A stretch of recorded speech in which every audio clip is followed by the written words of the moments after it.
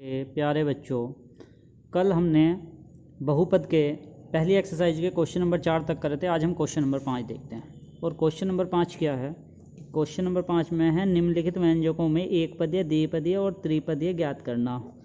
तो मैंने आप लोगों को बताया था, जब इसका बेसिक बताया था, एक पदीय कैसे होते हैं, दो पदीय कैसे होते हैं और त्रिपदीय कैसे होते हैं। तो यहाँ पे जैसे हम कोई भी क्वेश्चन देखेंगे, ये सभी करने हैं। कोई भी क्वेश्चन देखेंगे, जैसे इसका फर्स्ट पार्ट देख लो, y की पावर 3 है, तो इसमें कितने पद हैं? सिर्फ y की पावर 3 एक ही पद है। तो ये कैसा हो गया? ये हो गया हमारा एक पदीय, एक पदीय। नेक्स्ट, अगर आप इसका सेकंड पार्ट ले लो, m की स्क्वायर प्लस के 2m, तो इसमें कितने पद हो गए? एक तो ये वाला पद हो गया और एक ये हो गया, एक ये हो गया और एक ये हो गया। कितने हो गए? 2। तो ये हो गया आपका द्विपद। ठीक है। ऐसे ही आप इसका थर्ड पार्ट ले लो, फर्स्ट सेकंड थर्ड। थर्ड में क्या है? t की पावर 6 माइनस के 5/3 माइनस के 5/3 t की 3 प्लस के 6। अब इसमें कितने पद हुए? देखो, एक तो ये हो गया, दूसरा ये पूरा पद हो गया और तीसरा एक अचर पद का भी हो गया। एक एक एक 3 हो गए, तो ये आपका हो गया त्रिपद बहुपद। ठीक है। इस पूरी एक्सरसाइज में आपको यही देखना है, जैसे कि इसमें आप कोई भी क्वेश्चन आप इसका उठा सकते हैं और उसको देखेंगे। इस वाले में कितना पद है? एक है। एक कैसा है? ये अचर पद है। इस वाले में कैसा है? कितने पद हैं? 1 2 3, तो 3 पद है। इसमें कितने? 2 हैं तो 2 पद है। इसमें 2 हैं तो 2 पद है। इसमें 1 है तो 1 पद है। इसमें 2 पद हैं तो 2 पद है। इसमें 2 पद हैं तो 2 पद है। तो जितने भी वो, उसमें अलग अलग पद होंगे। कोई अचर पद होगा, कोई चर पद होगा। ठीक है। लेकिन उनको सभी को गिन लेंगे। अगर 1 पद है तो 1 पद है, 2 पद हैं तो 2 पद है और 3 हैं तो 3 पद है। ये लिख देंगे। ठीक है। अब क्वेश्चन नंबर 6 है। क्वेश्चन नंबर 6, निम्नलिखित में से प्रत्येक बहुपद की घात बताइए। तो घात बताने के लिए क्वेश्चन नंबर 6 और क्वेश्चन नंबर 6 में मैंने आपको बेसिक बताया था कि क्या है, किसी भी बहुपद की घात कैसे घात करते हैं। उसके देखने के लिए उसमें सबसे ज़्यादा जो उसका चर पद है, जैसे कि कोई भी, तो उसका सबसे बड़ी घात देख लेते हैं। जो सबसे बड़ी घात होती है वही पूरे बहुपद की घात होती है। देखें, सबसे फर्स्ट देख लें, जैसे कि 3x + 5। पहले में है 3x + 5, तो 3x + 5, यहाँ पे चर पद कौन सा है? x है। तो x की घात कितनी है यहाँ? 1। तो ये कैसा हो गया? अतः बहुपद की घात बराबर कितनी होगी? 1। ठीक है। नेक्स्ट में जब हम जाएंगे किसी भी दूसरे क्वेश्चन में जब हम जा रहे हैं, तो वहाँ पे देख रहे हैं कि सेकंड में सिर्फ 3 लिखा हुआ। क्या लिखा सेकंड में? 3 में कोई अचर पद है ही नहीं, तो अचर पद इसे क्या लिख देंगे? x की पावर 0 दी तो हो गई, क्योंकि किसी भी की भी मैंने बताया था कि अगर x की पावर या किसी की भी पावर 0 है तो उसकी वैल्यू 1 है। तो 3 को कितना लिख सकें? 3 × 1 बराबर 3 × x की पावर 0। तो यहाँ कितनी है? अतः क्या है? बहुपद की घात कितनी भाई? 0।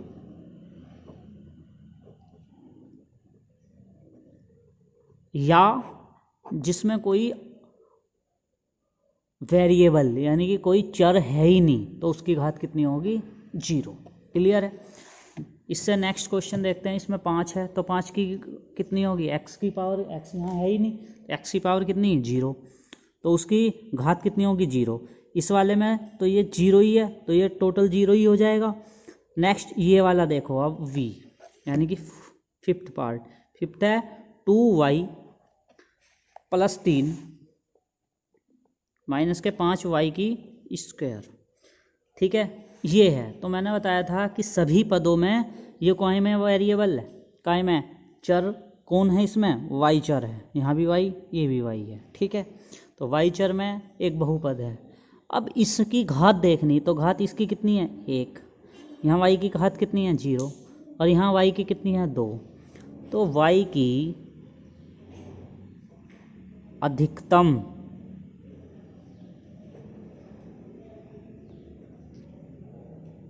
घात बराबर 2, अतः बहुपद की घात बराबर 2। क्लियर है। इसी तरीके से इसका कोई भी और क्वेश्चन ले लेंगे। अब देखो इसका नेक्स्ट ले लो, इसमें m में बहुपद है, m की पावर 2 है, यहाँ m की पावर 1 है, यहाँ 4 है, तो इसकी घात कितनी हो जाएगी टोटल की, इसकी हो जाएगी 4, क्योंकि हाईएस्ट जो अधिकतम है कितनी है 4। इस वाले में देखो u और यहाँ भी u है, तो u की पावर कितनी 5u + 3u, टोटल a की घात के 1/4 5u + 3u। तो इसमें आप देखो कि दोनों सभी सेम है, ये दोनों की पावर सेम है तो जुड़ जाएंगे। 1/4 इंटू 5 और 3 8u, ठीक है, 2 से काट दो कितना 4u, लेकिन उससे कोई फर्क भी नहीं पड़ रहा क्योंकि यहाँ भी u की पावर कितनी 1, यहाँ भी 1 और यहाँ भी 1। अतः बहुपद की घात बराबर कितनी 1, क्योंकि u की घात कितनी 1, तो बहुपद की भी घात 1। इसी तरीके से इसके सभी क्वेश्चन कर लेंगे। यहाँ इस वाले में देखें 8 है 9 है 3 है, तो कितना 9 हो जाएगी। यहाँ पे 3 है 2 है 1 है, तो 3 हो जाएगी। इस वाले में 2 है तो 2 हो जाएगी। इस वाले में कितनी है t की पावर 1 है तो 1 हो जाएगी। इसमें है ही नहीं x y z t m, कुछ है ही नहीं चर, तो इसकी पावर की इतनी घात कितनी हो जाएगी 0 हो जाएगी। क्लियर है। ये टोटल क्वेश्चन करने हैं, सभी क्वेश्चन करने हैं। फिर क्वेश्चन नंबर 7 देखें। बताइए कि निम्नलिखित बहुपद में से कौन कौन बहुपद रेखीय है, कौन द्विघातीय और कौन त्रिघातीय। अब आपको पता कि अगर बहुपद में पूरे बहुपद में x की पावर 1 हो तो वो रेखीय है। अगर x की पावर अगर वो x में है या y में है, जो भी अचर पद है, अचर पद देखो इसमें x है तो x की पावर हाईएस्ट कितनी 2 है, तो ये द्विघात हो गया। कैसा द्विघातीय हो गया। यहाँ पे x की देखो दोनों वेरिएबल में देखो x की पावर कितनी हाईएस्ट 3, तो ये कैसा हो गया त्रिघातीय हो गया। इस वाले में देखो ये y में बहुपद है तो y की 1 है, यहाँ y की 2 है, यहाँ y की 0, तो y की कितनी 2, तो द्विघात हो गया द्विघात। यहाँ 1 + x, तो x में है x की पावर कितनी 1, तो एक घात वाले को रेखीय बोलते हैं। ठीक है। 3t, तो t की पावर कितनी 1, तो ये रेखीय हो गया। r की पावर 2, r की पावर 2, r की कितनी 2, तो ये r में कैसा हो गया, r में बहुपद हो गया।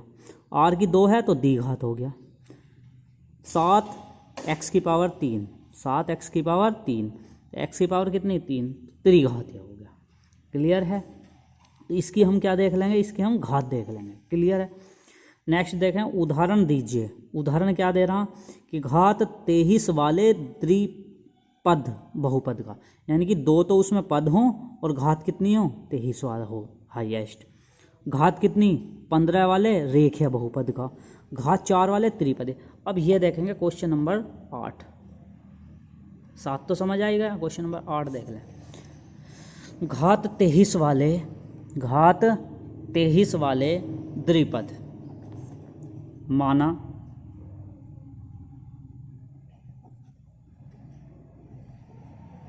चर बराबर कोई चर x ले लिया, तो 23 घात वाला, अब हमें क्या लिखना 23 घात वाला